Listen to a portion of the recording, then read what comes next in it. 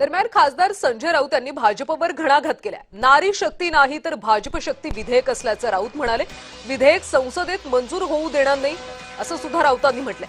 मतदारसंघ पुनर्रचनेची काय गरज असा सवाल राऊतांनी विचारला।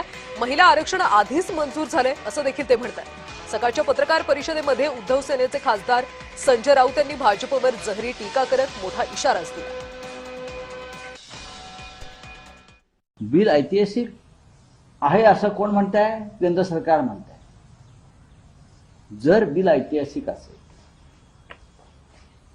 तर महिलांना 33% आरक्षण सध्या जे 543 खासदारांचं बळ आहे किंवा जी ताकद आहे त्याच्यामध्ये द्या ना, काय हरकत नाही।